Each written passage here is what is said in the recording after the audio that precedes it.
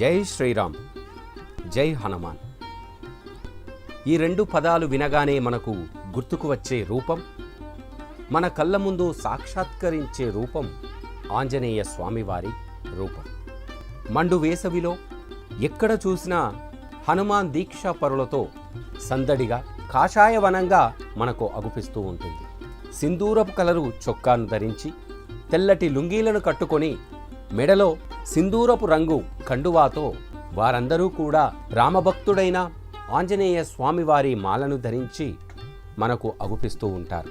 ఎదురు పడగానే జై హనుమాన్ అంటూ నమస్కరిస్తూ ఆంజనేయ స్వామిని ఎదుటివారిలో చూసుకుంటూ ధరిస్తూ ఉంటారు. నమ్మిన వారికి నేనున్నానంటూ వరాలు ఇచ్చే దేవుడు అభయాంజనేయుడు. శ్రీరాముణ్ణి నమ్మిన భక్తుడు ఆంజనేయుడు. హనుమాన్ సింధూర ప్రియుడు. ఒక్కసారి మాల ధరించి అంజన్నా అని పిలిస్తే పలుకుతాడని భక్తుల అచంచలమైన నమ్మకం.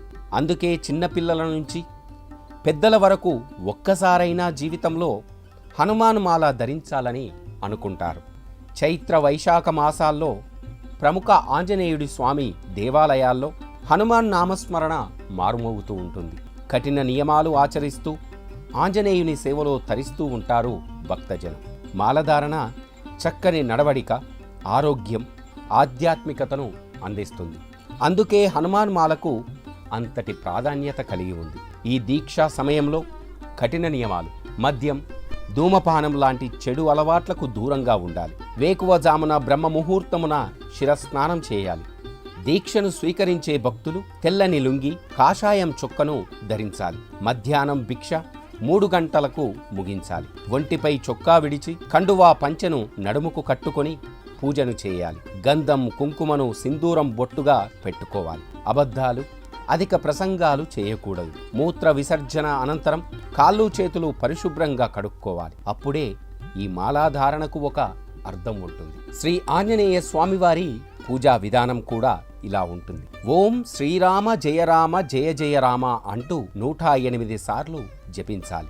ఓం శ్రీరామ దూతాయ నమః ఈ దీక్షా మంత్రం 108 సార్లు జపిస్తూ సర్వదేవత నామ సంకీర్తన చేయాలి.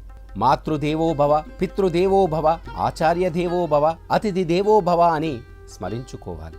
అనంతరం గురుర్ బ్రహ్మ గురుర్ విష్ణు శుక్లాంబరధరం శ్లోకంతో పాటు హనుమాన్ చాలీసా 11 సార్లు పఠించాలి. స్వామివారి ప్రతిమ ఉన్న ఆ కంఠమాలను ధరించాలి. హనుమాన్ మాలదారులందరూ కూడా ఈ దీక్షా కాలమంతా తెల్లవారుజాము నుంచి మొదలవుతూ ఉంటుంది. చల్లని నీళ్లతో స్నానం చేసి పూజకు ఉపక్రమించాలి. చన్నీటి స్నానంతో మనస్సుకు హాయి కలుగుతుంది, ఏకాగ్రత పెరుగుతుంది, ఒంట్లో ఉన్న వేడి కూడా తగ్గిపోతుంది. దీక్షాపరులు ప్రతిరోజు మితాహారం మాత్రమే తీసుకోవాలి. మధ్యాహ్నం భోజనం, రాత్రి అల్పాహారం తీసుకోవాలి. ఈ మితాహారం వల్ల శరీరం తేలికగా ఉంటుంది. ఆరోగ్యం బాగుండడంతో పాటు వ్యాధులన్నీ కూడా దూరమవుతాయి. సాత్విక ఆహారం తీసుకోవాలి. వెల్లుల్లి, ఉల్లి, మసాలా దినుసులకు దూరంగా ఉండాలి. ఈ దీక్షా కాలమంతా కూడా పాదరక్షలు ధరించకూడదు. కొండగట్టు, మద్దిమడుగు, విజయవాడ ఆంజనేయ స్వామి ఇతర యాత్రలకు వెళ్ళేటప్పుడు కూడా పాదరక్షలు లేకుండానే నడుచుకుంటూ వెళ్ళాలి. పాదాలు నేరుగా భూమిని తాకడం వల్ల రక్త ప్రసరణ, హృదయ స్పందనలు కూడా మెరుగ్గా ఉంటాయి.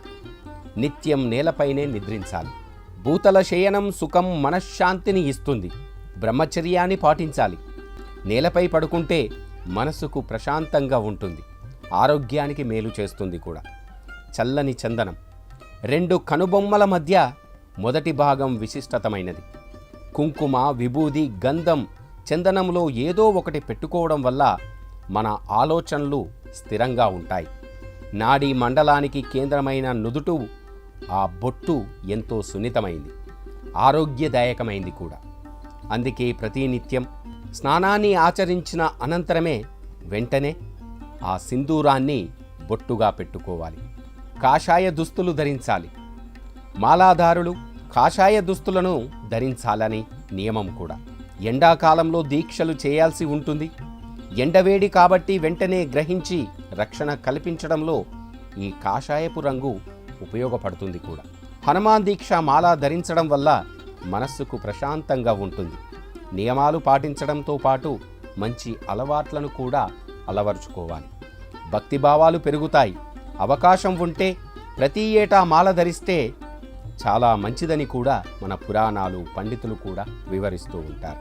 ప్రతి ఏటా హనుమాను మాల ధరించడం వల్ల కోరుకున్న పనులన్నీ కూడా జరుగుతాయని మనకు పురాణాలు వివరిస్తూ ఉన్నాయి.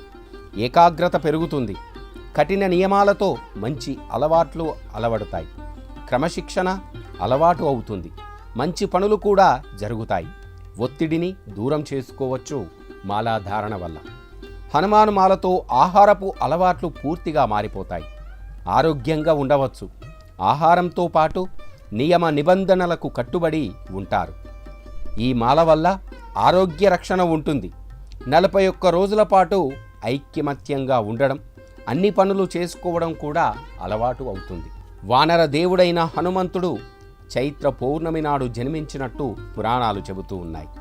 ఈ రోజున వాయుపుత్రుడైన హనుమంతుణ్ణి పూజించడం ద్వారా శక్తి సామర్థ్యాలు పెంపొందుతాయి. ఆరోగ్యానికి ఎలాంటి ఇబ్బంది కూడా ఉండదు.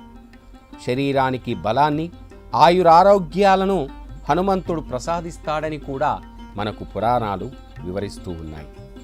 జై శ్రీరామ్.